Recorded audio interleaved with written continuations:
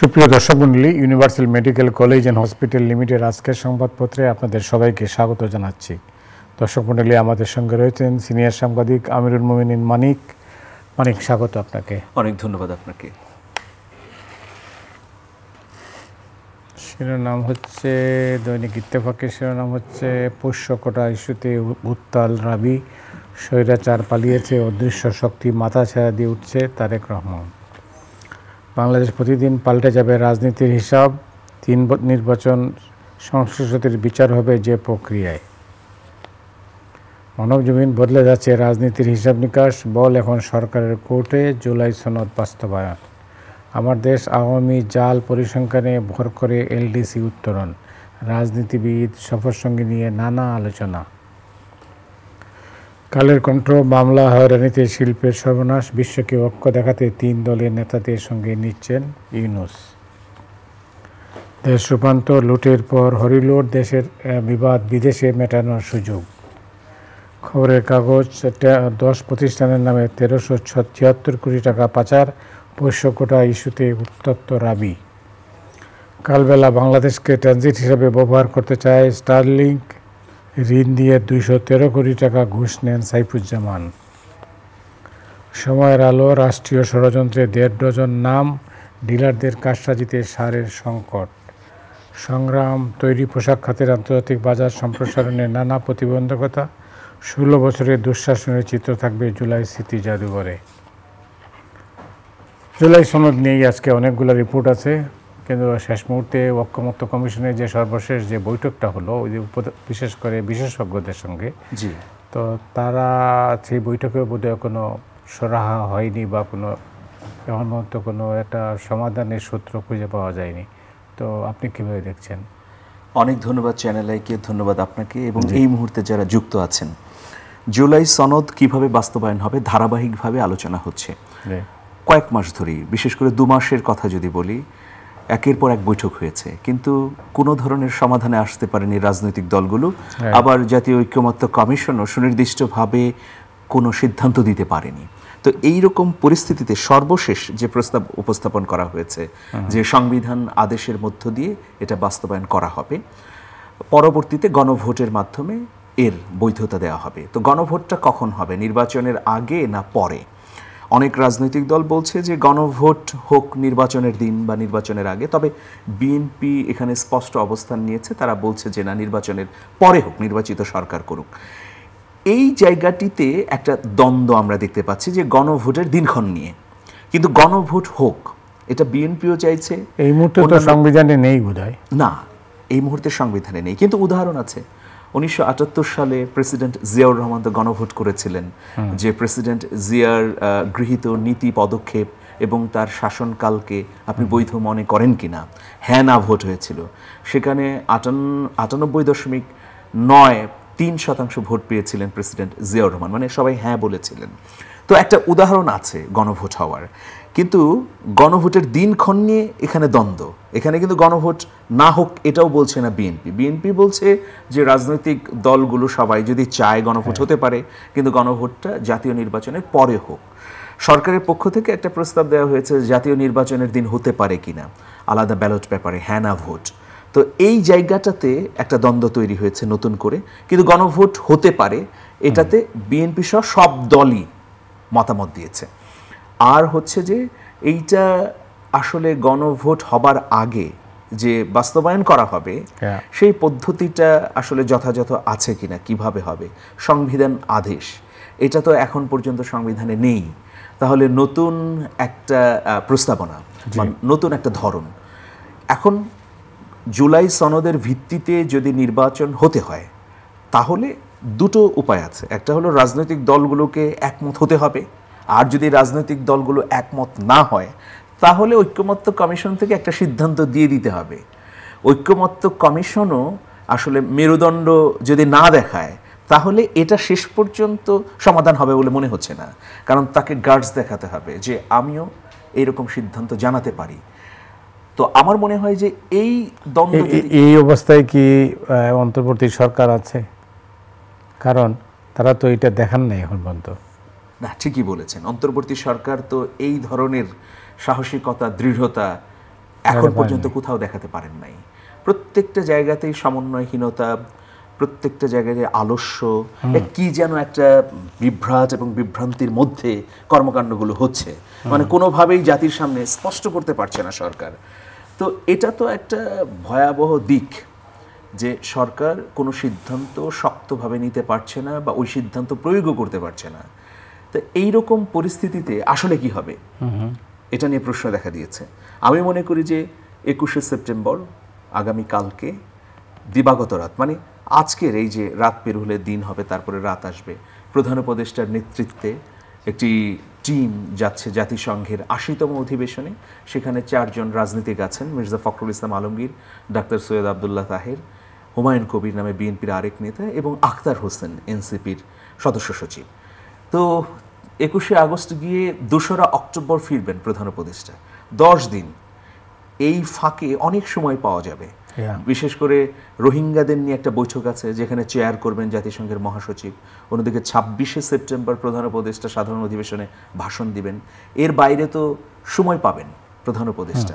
তো এই উল্লেখযোগ্য 3 রাজনৈতিক দলের নেতারা যদি একটা সমঝোতায় আসতে পারে তাহলে অনেক জট খুলে যেতে পারে।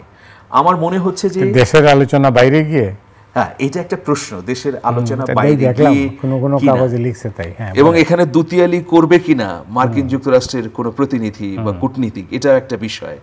বিভিন্ন সময় তো দেশের আলোচনা বিদেশে হয়েছে, জটিলতা যখন প্রকট হয় তখন তো কূটনৈতিক মিশন বা ব্যক্তিবর্গ এগিয়ে আসে, সেটাতে আসলে কতটা লাভ হয় এটা প্রশ্ন সাপেক্ষ বিষয়।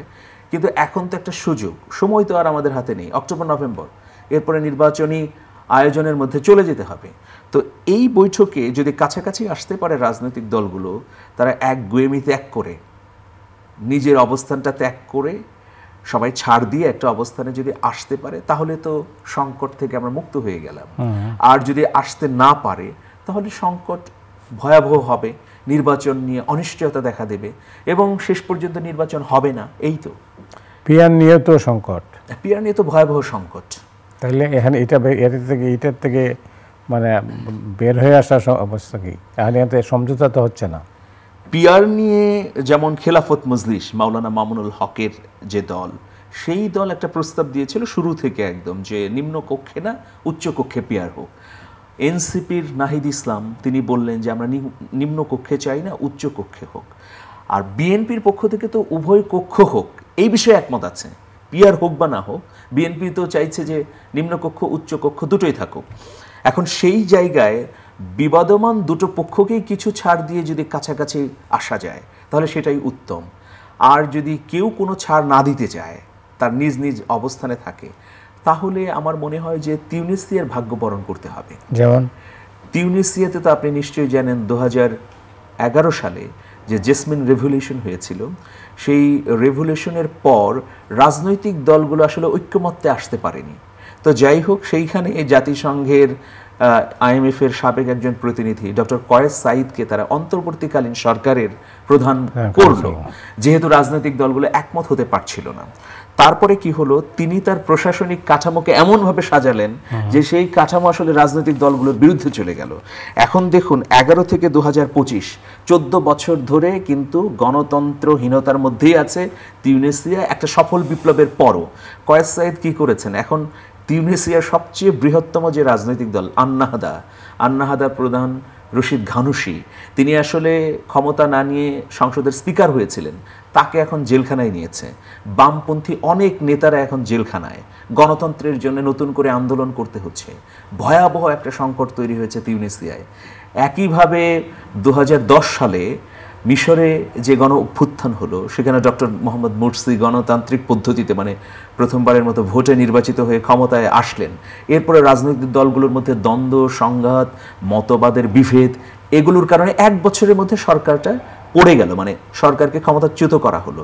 এরপর জেনারেল সিসি তিনি ক্ষমতা দখল করে আছেন প্রায় 14 বছর ধরে। সেখানে নির্বাচনের নামে আসলে জনগণের সঙ্গে এক ধরনের প্রতারণাই করা হচ্ছে।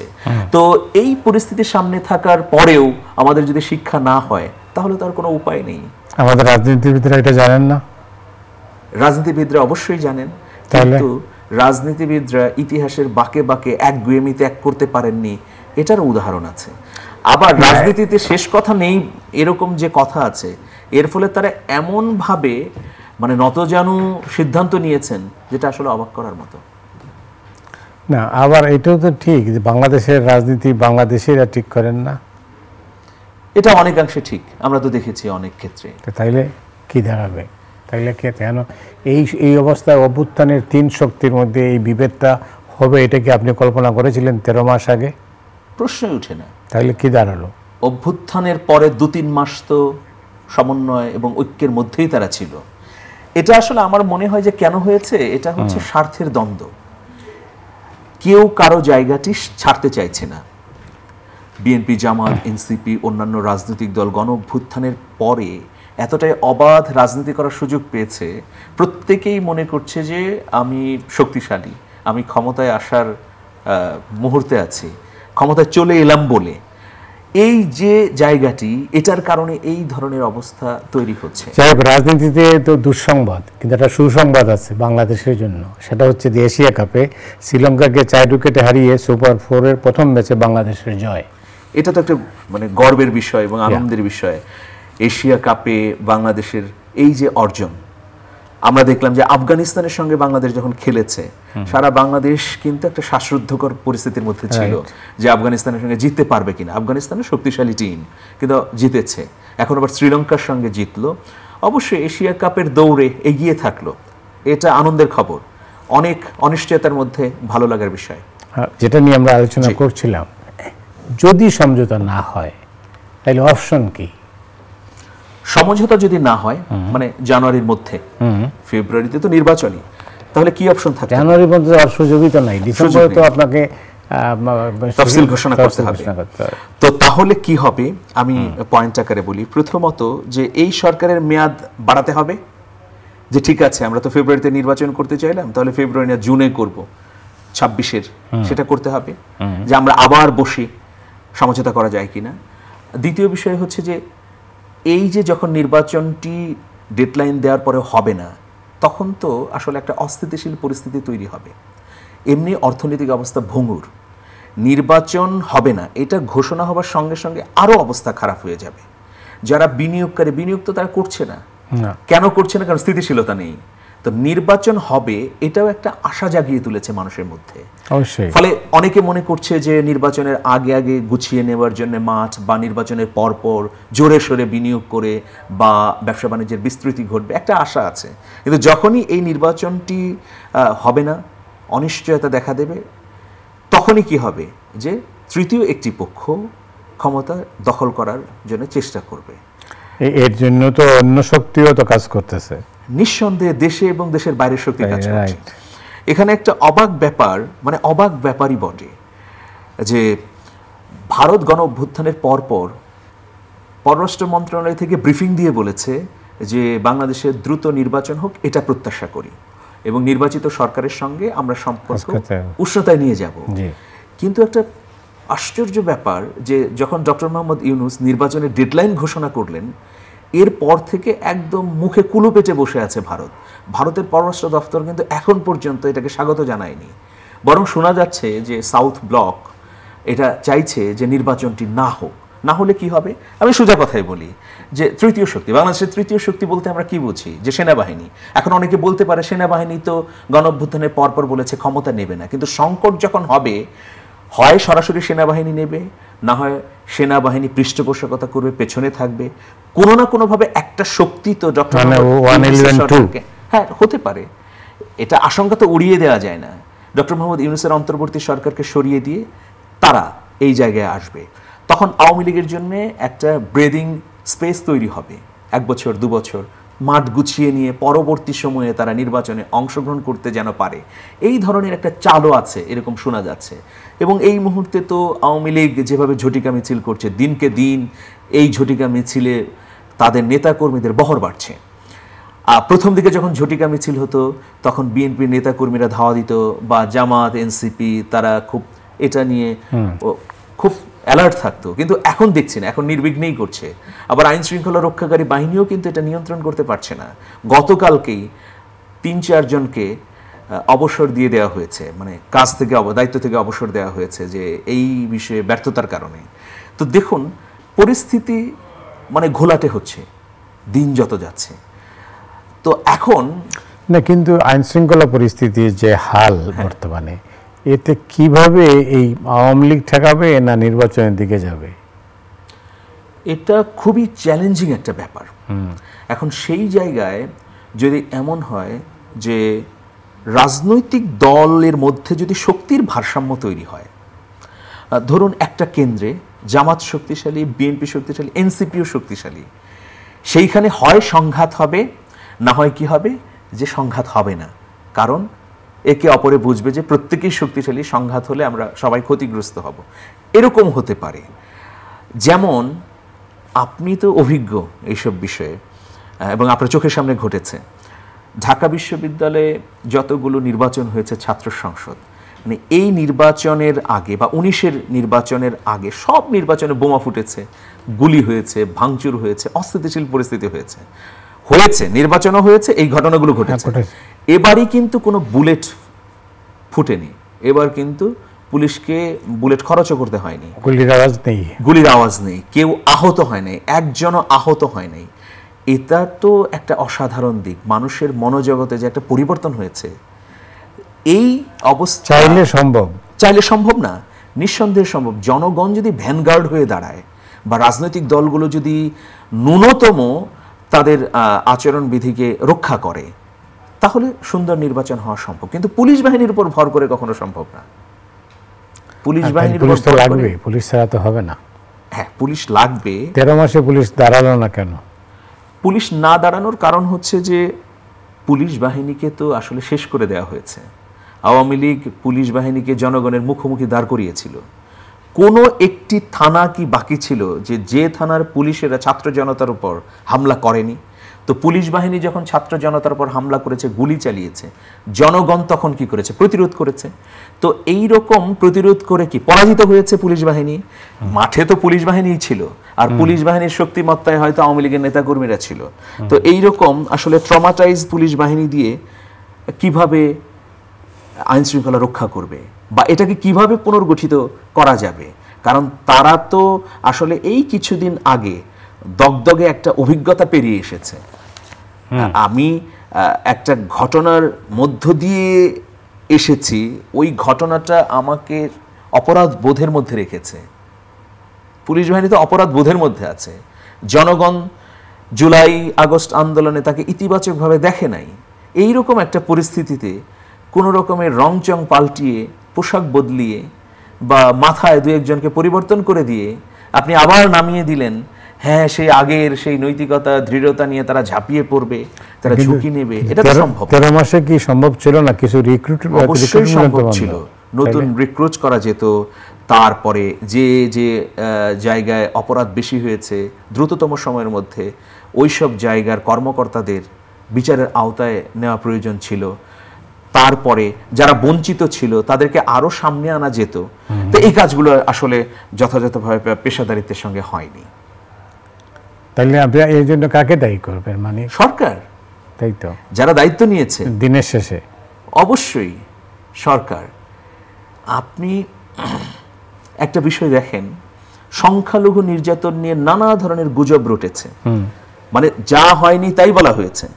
প্রথমত আমাদের প্রতিবেশী দেশ থেকে বলা হয়েছে, দ্বিতীয়ত বাংলাদেশের ভেতর থেকেই স্যাবোটেজ করতে চায় এরকম গ্রুপ সবসময় বলেছে। আমাদের 22 সদস্যের উপদেষ্টা পরিষদে 2 জন আসলে সংখ্যালঘু সম্প্রদায়ের প্রতিনিধি আছেন। একজন হচ্ছেন বিধান রঞ্জন রায় পোদ্দার, তিনি প্রাথমিক ও গণশিক্ষা উপদেষ্টা। আরেকজন হচ্ছে সুপ্রতিম চাকমা, তিনি হচ্ছেন পার্বত্য চট্টগ্রাম বিষয়ক উপদেষ্টা। এই যে 13 মাসে তাদের কি কখনো আমরা মিডিয়ায় দেখেছি? অথচ ডাক্তার বিধান রঞ্জন রায় পোদ্দার যদি মিডিয়ার সামনে এসে বলতেন যে 22 সদস্যের উপদেষ্টা মণ্ডলীতে আমি হিন্দু সম্প্রদায়ের পক্ষ থেকে একজন আছি, বাংলাদেশের অবস্থা নিয়ে যে গুজব ছড়ানো হচ্ছে বা অপপ্রচার করা হচ্ছে সংখ্যালঘু নির্যাতনের, সেটা হচ্ছে না, বা হলেও আমরা তাৎক্ষণিক ব্যবস্থা নিচ্ছি। আমরা কিন্তু কোথাও দেখিনি ডাক্তার বিধান রঞ্জন রায়কে। অথচ তিনি যদি সামনে এসে ব্রিফিং করতেন তাহলে বিদেশিরা যেমন আশ্বস্ত হতো, দেশের মানুষও কিন্তু আশ্বস্ত হতো।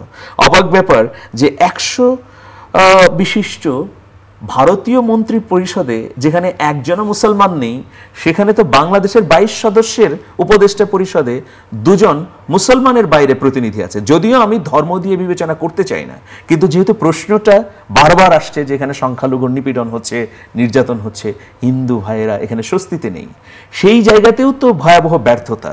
তাহলে প্রধান উপদেষ্টার প্রেস উইং কি করলো, প্রধান উপদেষ্টার প্রচার সেল কি করলো, মানে তারা কি করছে, এটা নিয়ে কিন্তু একটা ভয়াবহ প্রশ্ন দেখা দিয়েছে। দেখুন কদিন আগে, 2 দিন আগে চট্টগ্রামে মার্কিন যুক্তরাষ্ট্রের বিমান বাহিনীর সদস্যরা এসেছে একটা যৌথ মহড়ার জন্য। সেইটা নিয়ে প্রচার ছড়ানো হলো যে আসলে গোপনে মার্কিন যুক্তরাষ্ট্রের যুদ্ধ সেনারা এসেছে মিয়ানমারের আরাকানকে দখল করার জন্য, বিদ্রোহীদের সঙ্গে মিলে ওইখানে একটা রাষ্ট্র গঠন করতে যাচ্ছে। এই খবর কিন্তু গুরুত্বপূর্ণ ইউটিউব চ্যানেলে এসেছে এবং সোশ্যাল মিডিয়ায় ছড়িয়ে গেছে। সরকারের পক্ষ থেকে কোনো প্রতিবাদ নেই, মানে সরকার একদম চুপ করে আছে যে ঘটুক না, ঘটে যাক, বলুক না মানুষ, বলুক। মিথ্যাটা বারবার বললে ওই গোয়েবলসের মতো এটা তো আসলে সত্য হিসেবে মানুষ মনে করবে। সরকার মনে হচ্ছে যে মানে হাত পা ছেড়ে দিয়ে বসে বসে কেবল দেখছে, মানে আগন্তুকের মতো।